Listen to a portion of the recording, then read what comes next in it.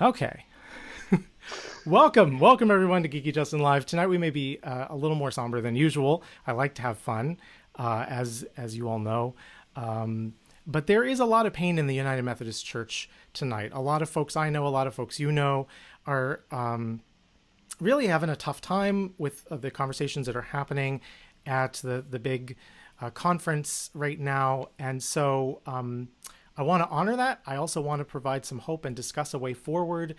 And so here to offer solutions to all of the world's problems is Joey Heath-Mason, who is the United Methodist campus minister and my friend going back for about 1 billion years, star of my old documentary Through My Eyes. Do people still watch that? Yeah, it's still out there. Oh Joey, my. hi, how are you? I'm here today, but Yeah. I'm glad to be here with you. Yeah, somebody's already saying Joey's kind of a big deal. That's from Katie. I agree, Katie. Joey is kind of a big deal. Lindsay says today is definitely a somber kind of day. Glad to see you, Justin Lee and Joey Heath-Mason. Right. So for folks who are not following the play-by-play, who have no idea what's going on, can you give us just the quick background? What is happening right now in the United Methodist Church? Sure, and I'll try not to get too much into it, but the long and short is 1972 we inserted something we call the Incompatibility Clause, which says that homosexuality is incompatible with Christian teachings. It was introduced into our official rule book, our Constitution, if you will. And we're a church that operates very democratically. So we gather every 4 years to make policy and determine the direction of the church. In a lot of ways, that's a wonderful thing because we are a global church that is literally all around the globe in maybe all the continents but Antarctica. Probably have a little bit of people there too. But we're Some penguins. right.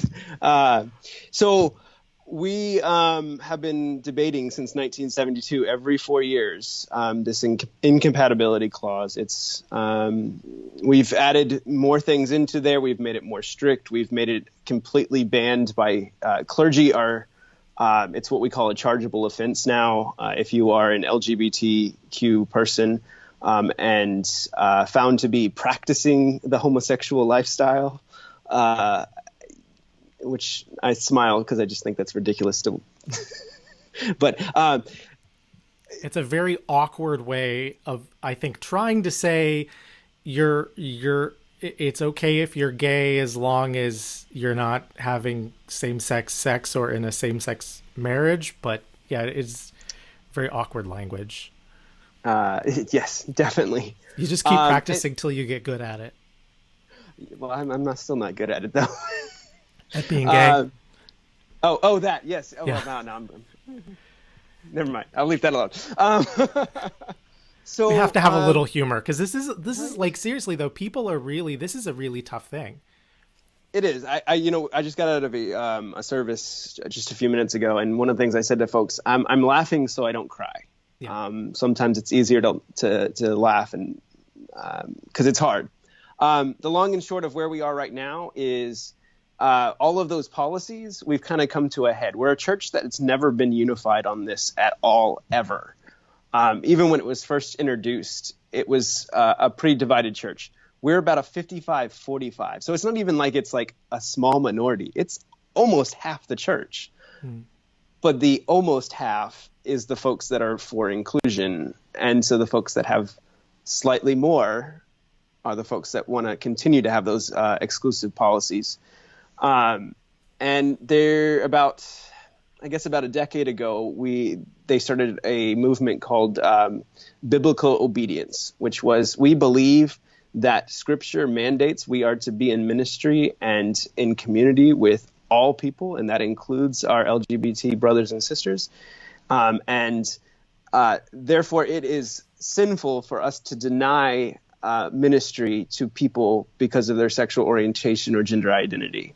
And so we have started disregarding the passages we feel are discriminatory. Well, that meant the other side of the church that likes those passages has pushed back, and their way of doing that has been legislatively. We kind of came to a head point in 2016 at our regular general conference, where we said to the bishops, can you find us a way forward? And so the bishops formed a commission, and the work of the commission is what was presented yesterday at the opening of our special called General Conference. This special General Conference is only 3 days long. It opened yesterday. It will close tomorrow. There's actually a monster truck rally coming in behind, so they have to be out tomorrow evening. There will be no extending even if they want to. And unfortunately, that means we have about 24 hours to find a way forward. Right now, where that lies is there were several plans coming in, and so this is oversimplification, but there was a plan we called the Traditionalist Plan, which is a very theologically conservative, enforce the rules, double down on the rules. Anyone who doesn't follow the rules will be kicked out. Anyone who doesn't commit to being in line with the rules will be kicked out. Or asked to leave. They're offering a gracious exit, which is kind of like, to me anyway, when you're at a party and then the host walks up and hands you your coat and said, so it was nice seeing you. But it's a gracious exit. They're asking you nicely to leave. So there's that plan. And the other big plan was called the One Church Plan. That was a plan that basically, it wasn't perfect. It actually had a lot of flaws from a LGBTQ inclusion perspective, but it moved the needle. It allowed space for places that were ready to be inclusive, while not forcing anyone to begin being inclusive before they were ready. It wasn't perfect. We saw this as a possible first step to continue making progress forward. So a kind of agree to disagree kind of policy. Yeah, basically. Okay. And where we are right now is so again, we're a very bureaucratic, democratic style church. So the delegates had to work through committee because there was only one issue really on the table for this general conference. The whole conference of 864 delegates, I think it was, were the one committee. And so they did committee work today to decide which ones they wanted to take to the plenary tomorrow. The work of that was that the traditional plan was passed. The One Church Plan failed. So going into tomorrow, the conference will continue to perfect the Traditionalist Plan. And legislatively, the One Church Plan is in peril. It's not dead. There is some legislative maneuvers that are going to happen. There's a thing called a minority report, which is way too technical to get into here, but that is a possible way of bringing things forward. There's some other ways that there's really smart parliamentarian folks who know how to work the rules, who are working to make sure that the One Church Plan isn't dead. But as of right now, it's not looking good. It is an incredibly because basically the whole conference is already voted. So now we have to convince around 50 to 75 people to switch sides in order to pass the One Church Plan. So at this point, it's complicated, but essentially it doesn't look good for folks who would like to see partnered, like same-sex partnered clergy be able to continue serving in the United Methodist Church. And remaining in ministry, because it's not just about while we are a church that by our rule book says all persons are of sacred worth, we still have that. However, homosexuality is incompatible with Christian teachings, and that also carries into when LGBTQ folks want to get married in our churches, that is still forbidden as well. Right. So it affects lay people and clergy. One of the things that strikes me about how all this has gone down is as I've listened to folks talk about this process and how they're feeling about this process, it seems to me as an outsider who's not a United Methodist, my mom was a United Methodist, so I have that familial connection, but I did not grow up in a United Methodist church. I grew up Southern Baptist. Southern Baptists are not even at this point. But one of the things that strikes me is that it's not just that there's this significant disagreement about, say, what the Bible says about same-sex sexual behavior, but that a lot of the conversation, it seems, is happening in a way that suggests that there are a lot of folks who still don't even understand why somebody says, I'm gay, I'm bi, I'm trans, I'm queer. There's, although technically speaking, the official policy of the church is that it's same-sex sex that's the problem rather than sexual orientation, that there's still like a sense of a lot of LGBTQ folks just feeling not even welcome at all, not wanted in the church. Does that seem right to you? Well, it seems very, very, very wrong. I mean, sorry, let me clarify. Does that seem accurate to you? Yeah, no, it definitely is accurate. It's one of the things that most conservatives in the United Methodist Church will say is that they absolutely welcome everyone into their churches. However, if you are a LGBT person and acting on that lifestyle, they may not directly condemn you. We've never really been a big church for from the pulpit, beating people down for it, but you'll be limited. You can't answer a call to ministry. There's churches where if you want to be in youth ministry or you want to be a volunteer in the nursery or something like that, they'll say, well, you're certainly welcome in worship and we want you to be everything, but you can't do that. And they'll go, but you know what? If you'll just commit to being celibate, if you could just commit to that, it doesn't matter if you're actually called to celibacy, but if you would commit to celibacy, we're fine with that. And I think I'm okay with folks choose that. And that's even if that's your personal preference or understanding of Scripture, but I think it's the forcing it on others that really frustrates me.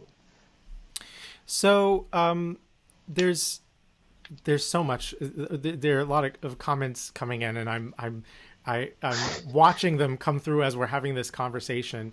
One of the things that several commenters have brought up that I just want to ask you about directly is what would you say is the impact of the fact that the United Methodist Church is global on this conversation? I've heard folks on both sides talking about the impact of the fact that, for instance, that there are a lot of African churches that are part of the United Methodist Church that are in a different place culturally on some of these questions.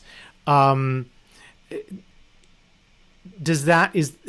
heard people talk about that, and then I've heard people say that you're actually overstating how much that plays into it. What's your sense of that?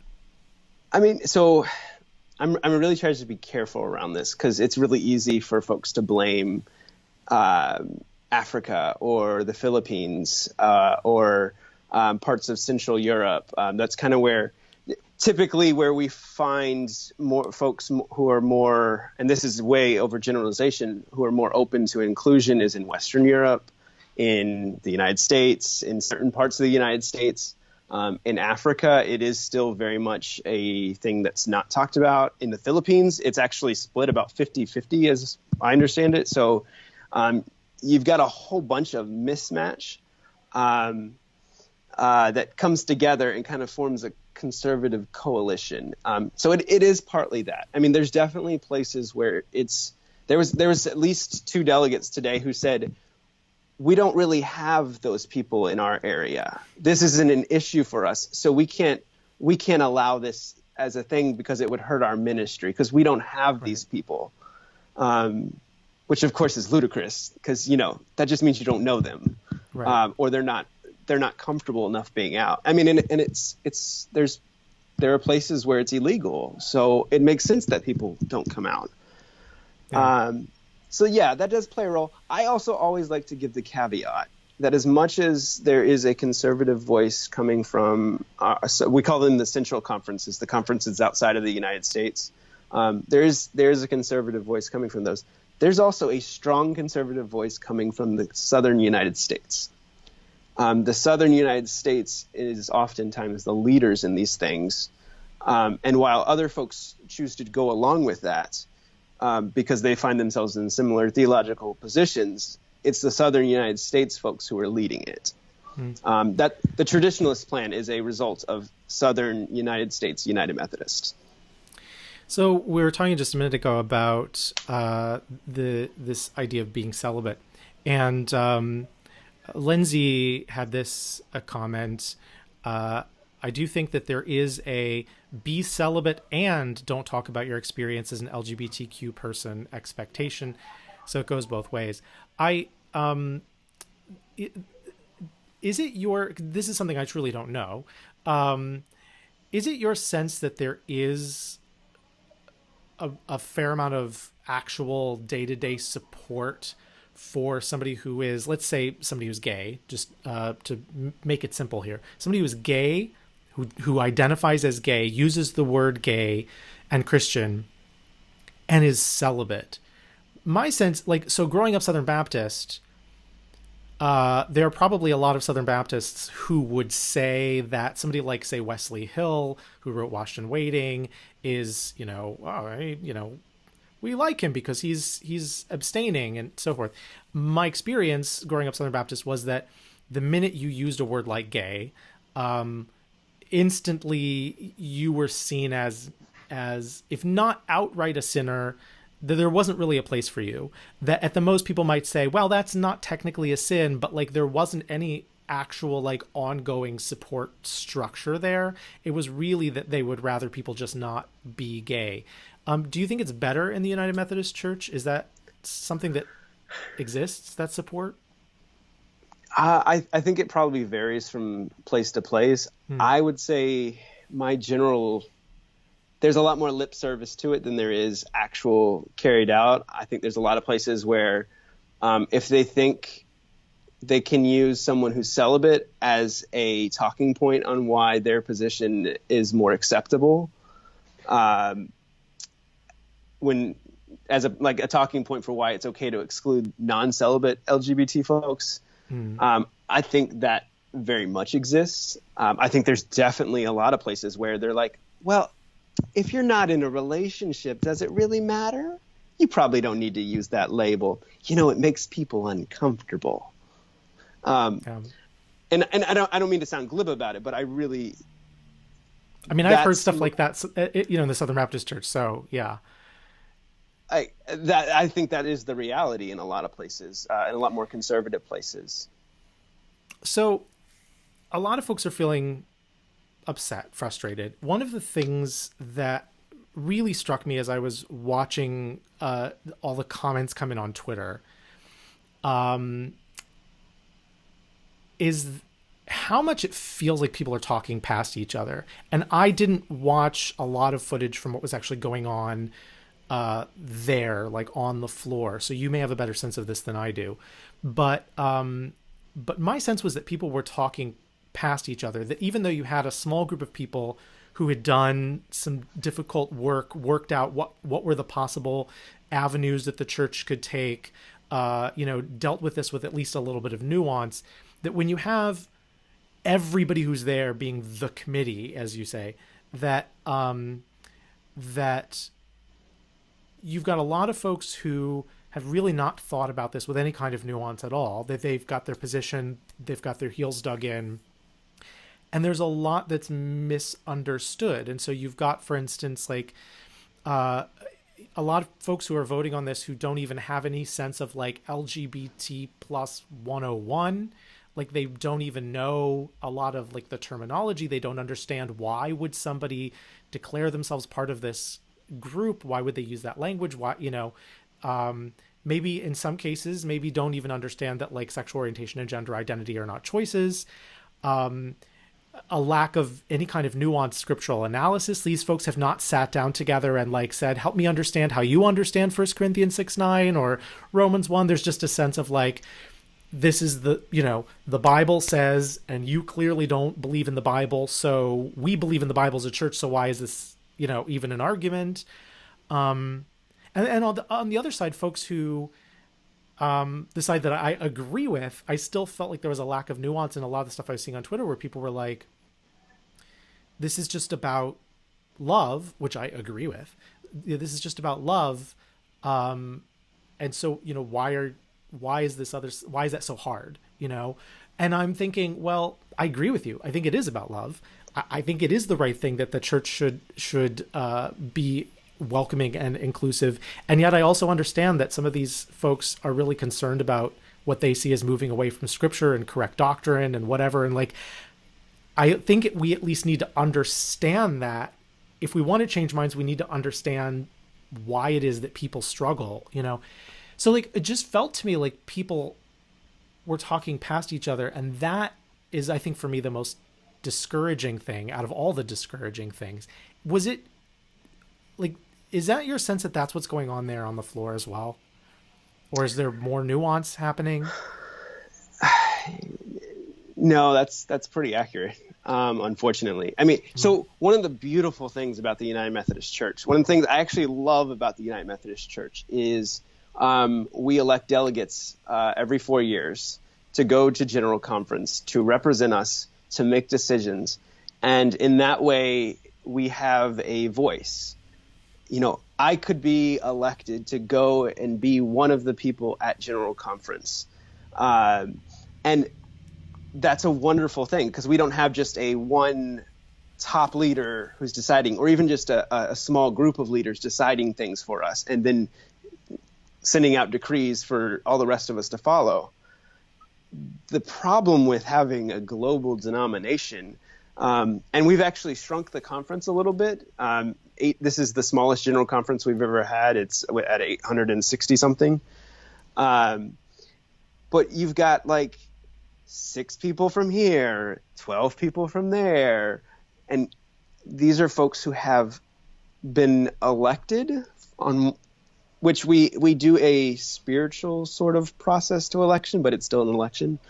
And then you come there and you have no relationship with each other. There's no trust with each other. All you know is what the other side from you thinks. And even if you could say, if someone in your own delegation might be of a different perspective than you might be able to look at them and say, well, I know you, but I don't know that person from the other side of the country, and I don't know that I trust them. I think when they say this, they're actually saying something different. So there's that. You need that trust. I mean, you can't build that in 3 days. No. And even in like when we do a full general conference, it's 2 weeks. You can't do it in 2 weeks. No, there needs to be ongoing engagement and conversation. And it's so like, it's so, so frustrating. But, and if I could just add one other thing, and the other part about it is a legislative process, and it is not meant to be a dialogue. It's meant to be, we're going to have a speech for, a speech against, a speech for, a speech against. Okay, we've had all the speeches. We're ready to vote. I just think we need dialogue in the church. And it feels to me like it's not happening. It's not happening there, and it's not happening outside of there either. And I don't know how we move forward without every denomination just having splits upon splits upon splits if we can't talk to each other. So just a couple comments coming in here. Cynthia says, not only do we need to educate people to the nuances, we also need LGBTQ folk on committees. Kelly says, no nuance on the floor. Yes, they are talking at each other. Dawn says, All I can say is this Lutheran minister had been in pastoral care with a Methodist colleague all day. We're broken and tired. This has ripple effects. Are you feeling that?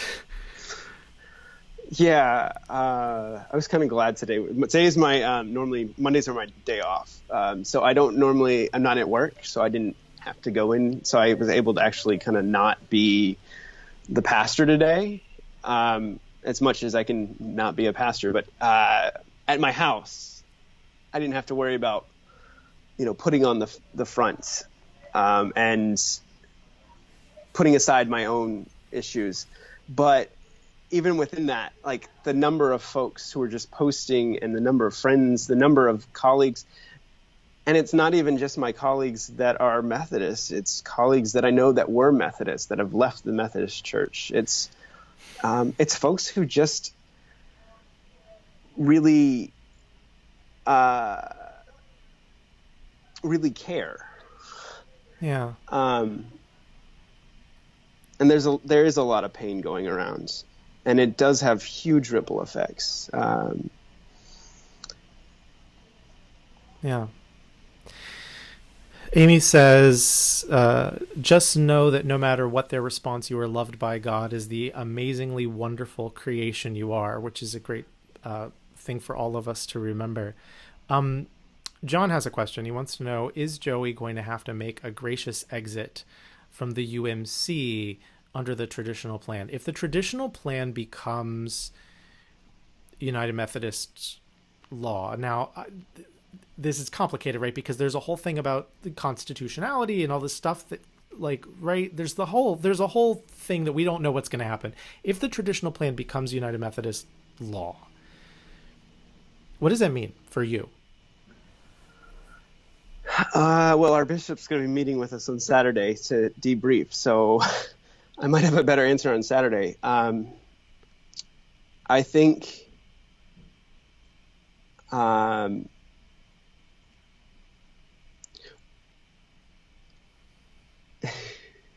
so I think a lot of things. I think if I'm being honest, which I think it's okay to be honest, there is a part of me that has been wanting to walk away for a while, which is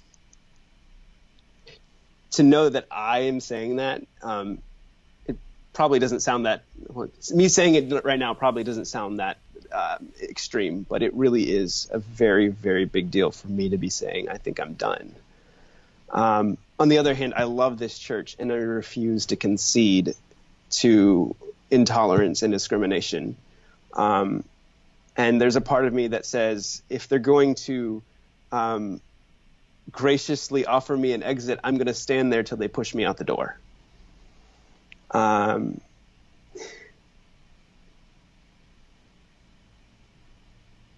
There's also part of me that knows I'm really, really... The Methodist Church has been kicking me for about 15 years.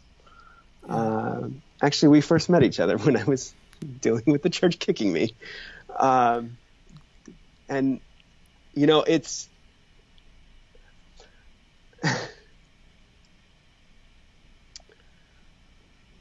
I want to fight the good fight. I want to fight for others who aren't able to fight the fight. If the traditional plan passes, and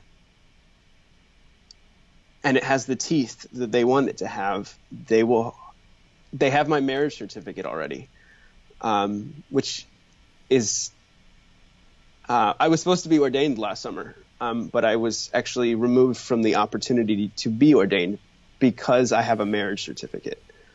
And I acknowledge being married to a man.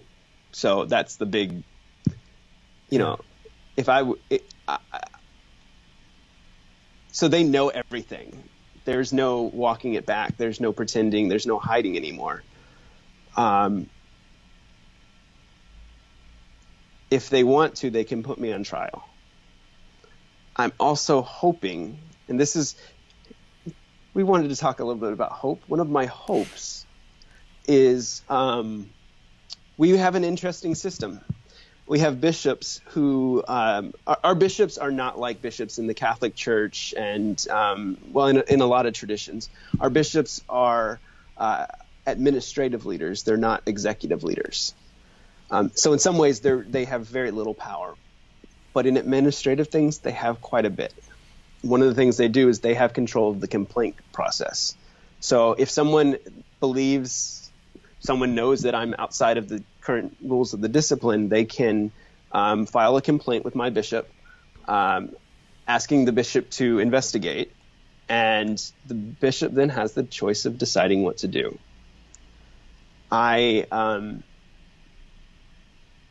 Part of what I'm hoping to hear from my bishop on Saturday is that she hasn't yet decided what she will do, but that she will end up on the side of refusing to enforce what she believes is discriminatory, because she's already told us that she doesn't agree with these portions of the discipline. But as a bishop, it is her job to uphold the discipline.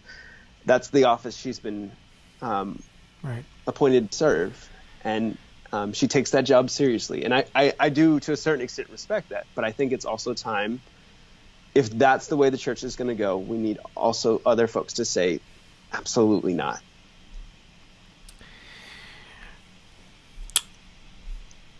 So many comments coming in. Greg says, Joey, rocking the boat is good when it's full of dead men's bones. Hopefully when this all shakes out, they'll realize how leaky it really is. Matthew says, I think whichever plan happens, there will be a new form of Methodism emerging, either the progressives or conservatives. Gary says, we will support you no matter what you decide, Joey, no matter what happens. You are loved. Rob says, I'm in tears. Mary says, that's quotable. If they offer me an exit, I'm going to stand there until they kick me out the door. Thank you, Joey. Cindy says, it's huge for you to say what you just said. I am United Methodist and understand. I also know that this is huge for you to say what you've just said, because I've known you. Like, the thing is, somebody who doesn't know you, somebody who just comes in and has an us versus them mindset, somebody who thinks, look, the Bible's clear on this, and your side is just a bunch of activists, of LGBTQ activists who are trying to force the church to do what you think that, what the culture says, what you think should happen, instead of paying attention to what God says, whatever. Anybody who would put you on that boat doesn't know you.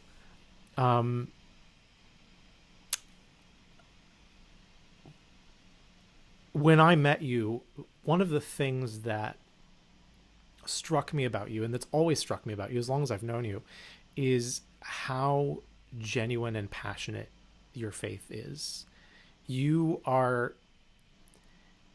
I don't believe for a second that you would be in this position, that you would have put up with that kicking for all those years that you're talking about, if this weren't such a deeply important part of your life.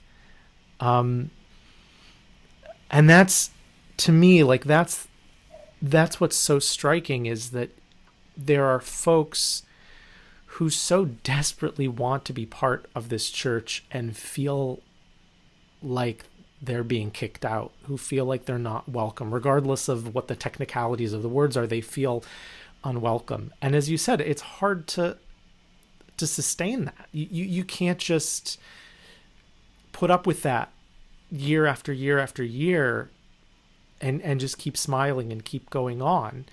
And I do fear for what this means, not only in the United Methodist Church, but in so many Christian churches where this kind of thing is happening. I still identify as an evangelical. I had a conversation with Jeff Chu the other day on this show about that label and why so many people who maybe grew up identifying as evangelical no longer want anything to do with it, and what people assume about you when you say you're an evangelical. But there's so many things I love about the evangelical church, and yet the way that evangelicals have treated LGBT folks, it's like, it kills me. It's just breaking my heart. This whole thing is just breaking my heart because we need this nuance, we need this conversation, and instead it's just ultimately I feel like it's going to be about who wins. What are we? I mean, people have talked about this for a while. Are we really looking at a schism, at a split? Do you think? Is it inevitable? So, yes, I think so. I think the one church plan gave a possibility of it not being quite as large of a schism. If the traditional plan works, there is very serious consequences if you as a congregation do not sign on, and you as an annual conference do not sign on to the rules and policies of the discipline. Like, as in, they will. One of the more draconian things is if you do not agree to their pledge, then they will revoke your ability to use the cross and flame symbol and the use of United Methodists, because we own the copyright to that. And the general church says, well, if you're not going to agree to the rules, you can't use our stuff. Right. Which effectively will force churches to be like, well, if I'm not United Methodist, what am I? And if I can't use that name, why am I still affiliating myself with you? And if you're showing me the door, why don't I walk through? And I think a lot of churches will. I think there's maybe entire annual conferences, or most of annual conferences, that might be willing to take that if the traditional plan passes. If the one church plan passes, there's a whole nother group of folks who have been, depending on who you talk to, more or less setting up a separate denomination. They've actually already named a convening conference for April, which is shocking because they haven't even lost yet. Yeah. But they planned this convening conference for April when they're, at least as I understand it, to form this new denomination to pick up any conservative churches that want to walk away. It's interesting that you have folks on both sides who really see this as like this is it's do or die. Like this is, the end. Well, but some of that isn't actually about anything biblical. They'll paint it in biblical language. There's a lot of power issues. The mainline church is dying. Mm. The mainline church, anyone who tells you that the problem is that group, no matter what side they're on, and that's the reason the church is dying, is just doesn't understand culturally what is happening. Yeah. And there are folks who are like, I want to get out while the getting's good. While we still have money and power, I want to take that money and power and run away with it. It's worth noting that at this conference that's been happening this weekend, that one of the first questions that needed to be resolved was about money. It was about when folks leave, what happens to the money. That is also one of our peculiarities is we have this trust clause thing, but yeah. There are reasons for it. I mean, it's a smart, reasonable conversation to have. I'm not saying it's, not a conversation that should happen, but there is something to that, right? That like money and power and influence are important to people. Let me ask you a question though. You're talking about being, feeling kicked by the church for 15 years. And all this stuff that's going on. There are certainly other denominations out there that are more in line with where you would like the United Methodist Church to be on LGBTQ stuff. Why are you a United Methodist? The simple answer is because it would literally be like if I cut off a part of me and had to leave it behind. It's just that much a part of my identity. I've been a United Methodist literally since I was born, and I was baptized a few weeks later. And it's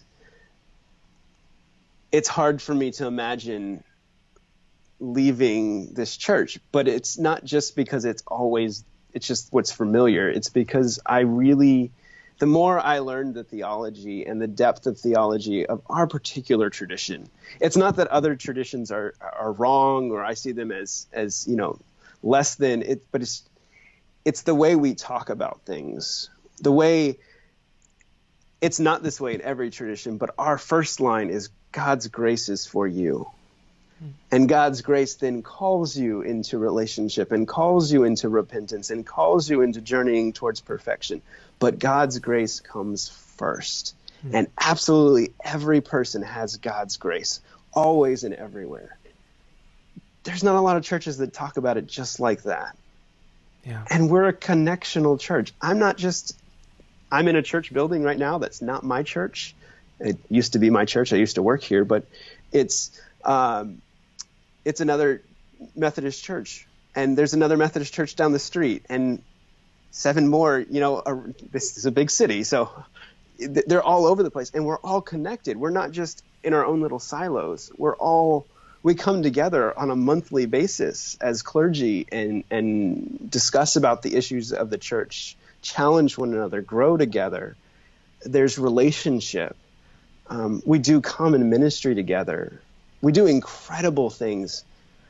I think the biggest tragedy of any kind of schism is going to be the loss of things like UMCOR, the United Methodist Committee on Relief, who is right there with Red Cross and Lutheran Service Corps, all of the religious groups. But UMCOR is one of the ones that's sometimes ahead of the Red Cross. We are always there. It's a beautiful organization that is funded, the administration's funded by the denomination. So whenever people donate to UMCOR, they're donating to disaster relief. And we go all over the world. Every major disaster that you see on the news, UMCOR is there. That'll be a huge loss to the world. Yeah. We've built a university in Africa called Africa University. As a global church, we built this university. We've funded it, and it's providing opportunity and education to people across the continent. But then you start hearing stories about, Africa is a huge continent. It's not a country. And right. Not that I need to tell you that, but it's a huge continent with all kinds of people groups from all kinds of different backgrounds, sometimes shoved into human-made boundaries that don't necessarily have historically not gotten along. And then you hear stories of people from those different groups that maybe didn't get along so well, and they end up at Africa University together, and they're learning how to do international diplomacy and how to build nation building and how to do economic development and how to do these things together and peacefully. And it gives you hope for what could be a future for places that haven't always had it so great, because a lot of other folks came in and messed everything up. Things like that make me so excited to be a United Methodist. Yeah. And that's, gosh, like when the church gets it right, when the church is doing its job as the church, it's phenomenal what gets accomplished, And that's why it's so frustrating to see stuff like this happen, where you've got this kind of infighting and the misunderstandings and the talking past each other and people feeling unwelcome and all of this despair and discouragement and people no longer feeling welcome, in their own families, really, because, when you have that kind of connection like you're describing in a church, it's like your family. I mean, like for me, when I talk about being an evangelical and people are like, why are you still using that word? It's got so many negative associations for people these days. And I'm like, yeah, I know, but it's also my family. And I might complain about my family sometimes, but they're still my family, and it's good to know that there are other families that will welcome me, but I want to be part of my family. And I'm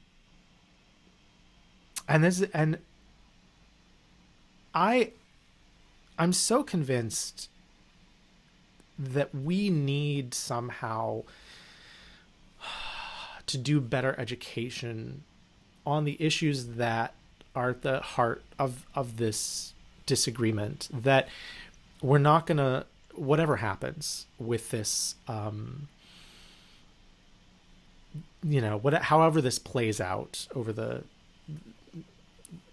tomorrow and beyond, we somehow need to do education. We somehow need to have that dialogue. I don't believe in giving up on this conversation, even if there is an actual split. But I don't know how to get people to the table to have the conversation when they're so convinced that they have all the answers and there's not anything that they can learn. Like we are in this place culturally where we just are drawing the lines in the sand and saying, I want nothing to do with those folks because they're so wrong and they've had every opportunity to get it right and they've gotten it wrong, and so there's no point. And I don't know where we go and what happens to all of these wonderful things we're doing together, like you're describing, if we're not on both sides willing to sit at the table and have conversation. And that doesn't mean, somebody, was asking on Twitter today, well, do you give up working for justice in the name of a dialogue, in the name of fighting polarization? Do you give up fighting injustice? And I'm like, no, I don't think you do. I think they go hand in hand. I think you fight injustice, and part of fighting injustice is fighting polarization that leads to injustice. But it's easy for me to sit here and say that, and it's hard to actually do that work when you have a small number of people willing to sit and get into the nuance, and then a whole bunch of people who come to the table and then vote, and all the nuance gets lost. Is there an appetite, do you think, anymore in the United Methodist Church as a whole to try to have this conversation in a way that brings more nuance? Or are people just on both sides so tired? This is what I'm afraid of, that people are just on both sides so tired of the conversation that they're just ready to put it behind them, just split and be done with it. I think in the U.S. there is definitely, well, I'll put it this way, and this is maybe slightly more cynical than I am in most things, because I'm not really a cynical person. In some ways, we need a generation to move on, which is the most generous way I know how to say that. But we need, there is an older generation that is stuck and refuses to listen. What I see in younger generations, so fascinating thing for me is the number of folks that I went to college with. In my campus ministry, there was like 7 of us that have gone on to become clergy in the United Methodist Church, or gone on to at least go to seminary. And most of them, if not all of them, are not affirming of me being gay. But I also don't feel like I feel like they say, well, I don't believe that is God's best for you, but I'm not going to sit here and condemn you over it. I can have relationship with you. I can know you. I can trust you. We can have theological conversation together. And I trust that you know Jesus. I think in a younger generation, there is more hope for that. And this is the other cynical part of it. I think sometimes we put a lot of the power still rests. For example, not to draw it back to the General Conference, but the General Conference is held yesterday, which was a Saturday, or Sunday. It started, I guess, officially Saturday with the day of prayer, on a Sunday, a Monday, and a Tuesday. Now, who is available to be away for a Sunday, Monday, and a Tuesday in the end of February? People who are older, people who have the financial means to take that time off from work without having to worry about it, people who aren't in school. Because of the nature of and it's even worse for the actual general conferences, because that's 2 weeks. Who can really afford to take I can't afford to take 2 weeks of unpaid leave. And I wouldn't want that to be my vacation time for the year. That'd be a horrible vacation because it's a lot of work. So who ends up being delegates is folks who are older, a lot of folks who are closer to retirement or retired. You're not getting a representation of all the age groups. When less of those people have the power and more of the people who are willing to have conversation and give you space to disagree, which I see in younger generations, I think that's where we need to focus our energy, on those places. I wonder. Oh, first let me pull up. Jackie says, if you are under 35, please sign the young people's statement. And there is a Google Docs link that will not be clickable for people watching the video. But if you go into the comments on this Facebook post, there's a clickable link there. I'm 35 for 2 more weeks. Does that count? I don't know. Is it under 35? But I've seen this. I saw this circulating on Twitter, this young people's statement. So for anybody who's watching who is United Methodist, who wants to sign that. I haven't, I'm not endorsing it because I haven't read it carefully, but I saw that it exists. I glanced at it. It looks good. I have to be careful of what I endorsed, but fair enough. I think it's a good thing. I wonder, I hope that we will have enough young people who stick with it, who want to have these conversations. I really do. It's interesting to me, though, listening to you talk, listening to you say that, you have friends who are not, as we would say, side A, theologically, on board with God's blessing on same-sex sexual relationships. And yet you feel like the way that they approach these questions and your humanity is enough that you feel like you're able to have a relationship with them in a better way than what's going on in the church right now, which to me, I know there are a lot of folks who are watching this right now who are going, that is not good enough for me. Like if that's where the next generation is, that's not good enough for me. And so for those of you who are thinking that, I hear you. I already know you're thinking it. I agree. Yeah. And yet I think it's really powerful that you said that, because again, what this gets to, and something we've hit on a few times in this conversation, is that this is not just about the fact that there is a theological disagreement here. That is a piece of it. But the much bigger thing is about seeing the humanity of each other, understanding what is underlying this. There's a... Go ahead. So, I'm blanking on his last name. His first name is JJ. Dude, that was what I was about to say. Go ahead. Oh, I was going to say, so if you want to, I think one other thing that we have to, what I want people more than anything is, let me know you're coming so I can make sure I have a really good sermon prepared. But come and hear me preach. I preach every single week for my campus ministry. I pull up scripture. I do everything most pastors do when they're preparing sermons. I do the intellectual, theological work that goes into that, and I pour that out. I think for the most part, most people, regardless of theological background, would be able to resonate with at least part of every single sermon I preach. So come and hear me. But that would be hearing me. Let me give you an example that's not me. JJ Warren.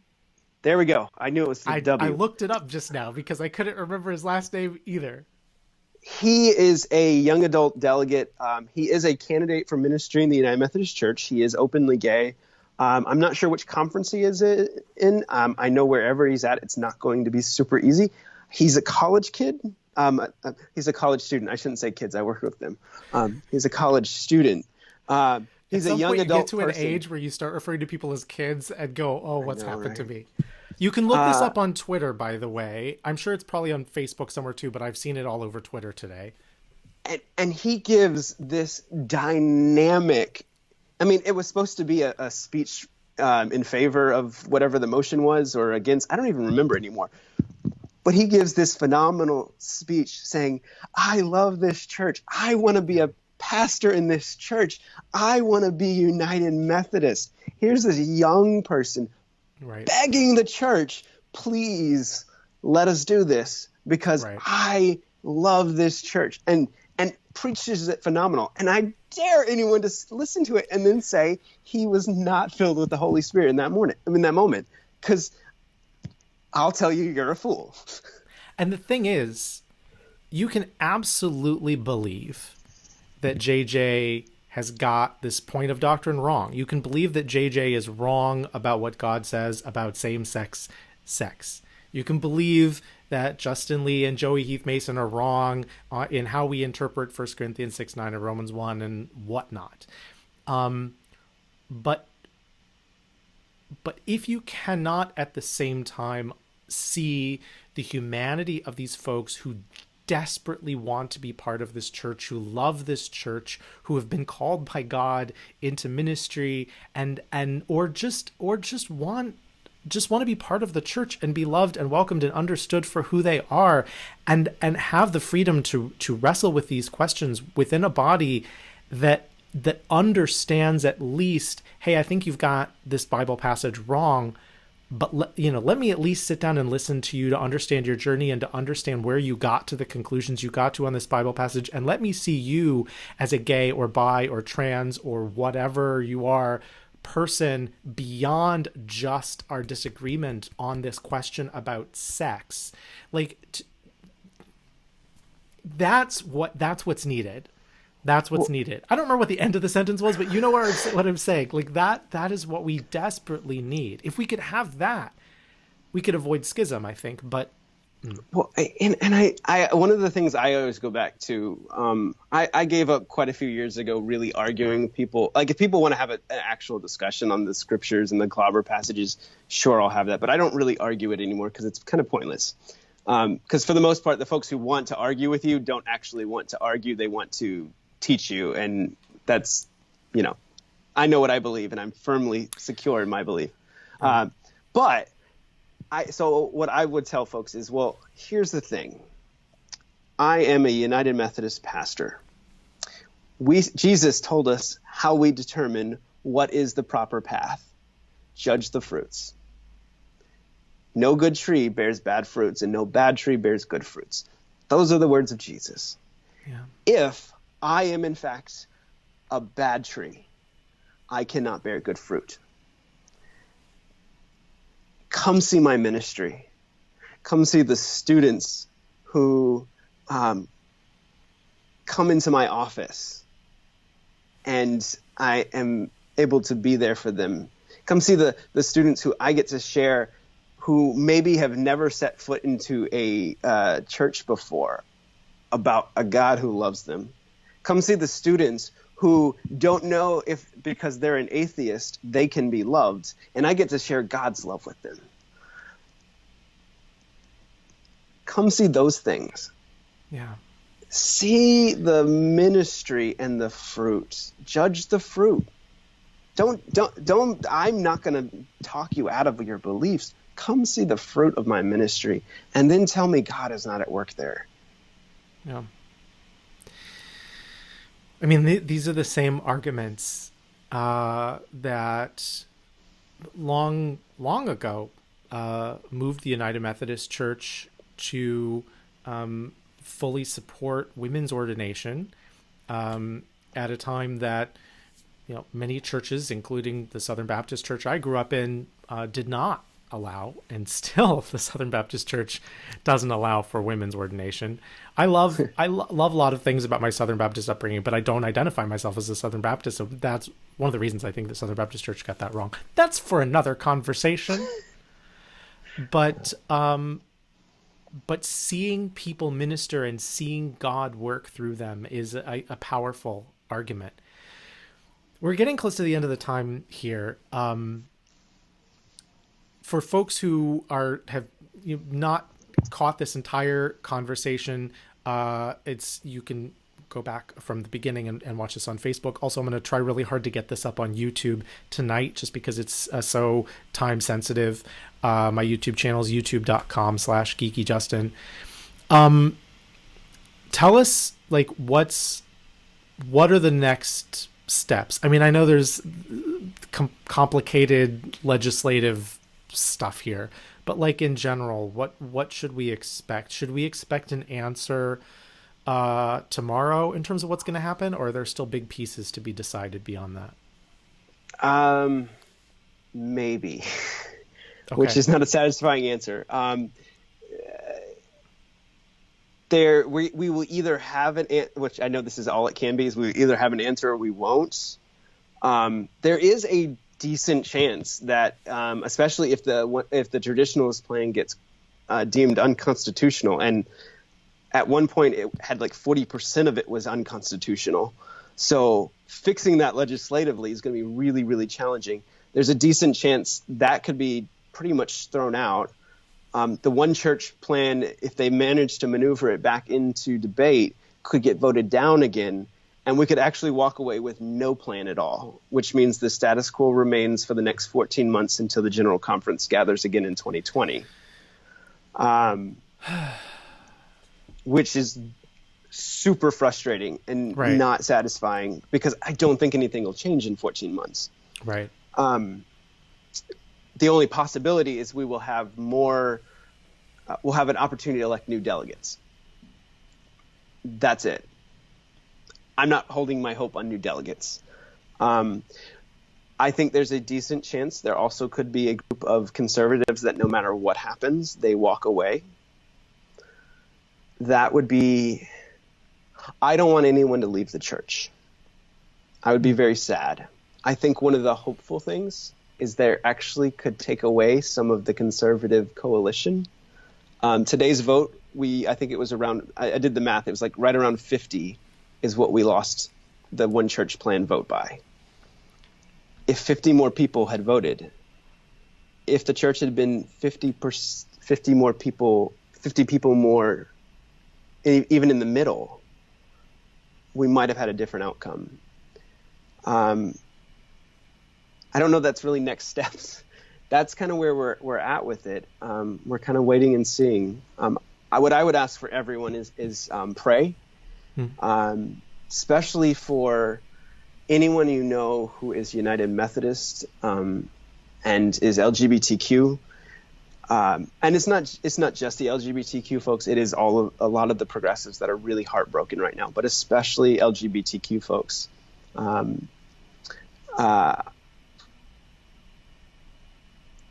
I told the folks in the service tonight, what the church said to me was, "You're not worthy, you're dirty, and we don't want you to mix up our purity."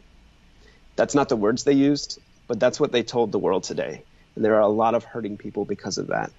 So please reach out to everyone, love them, care for them, tell them you see them, tell them that you hear them, tell them they are just perfect, just the way they are, because that is how God made them. Do that. And that's the best next step I got for you. But do that. My hope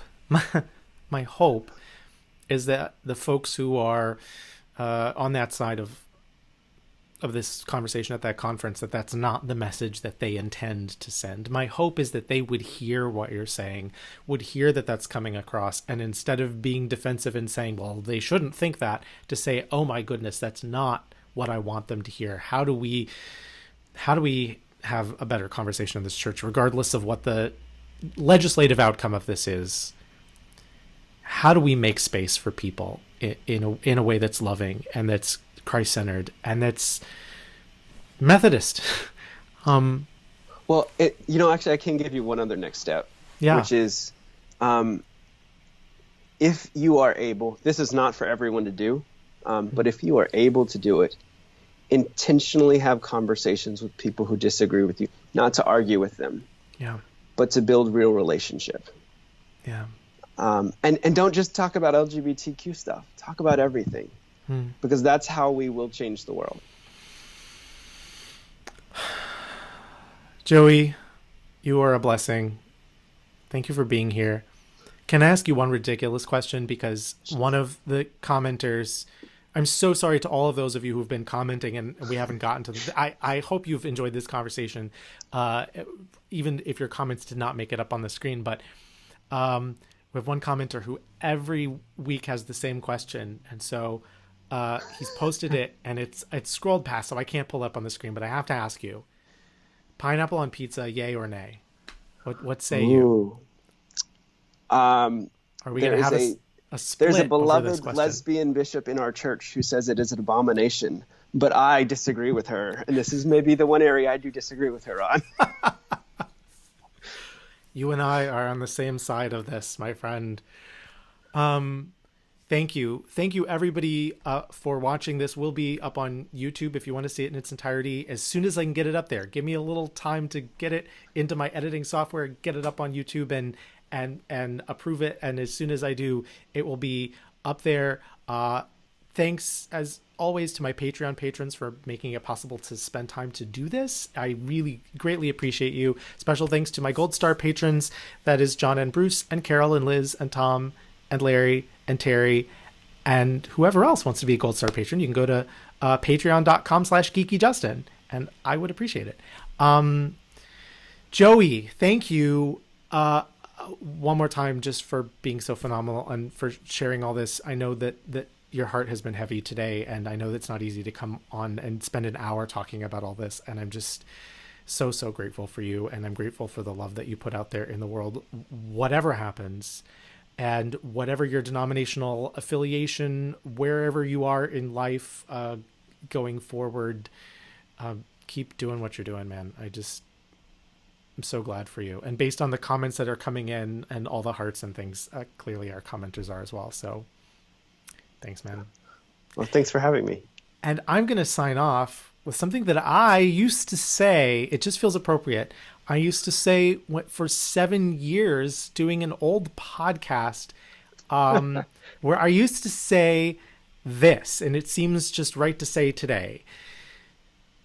Just remember that Jesus died for you. And so no matter what anybody else tells you, and no matter what happens in the United Methodist Church, God loves you. Thanks, everyone. Have a good night.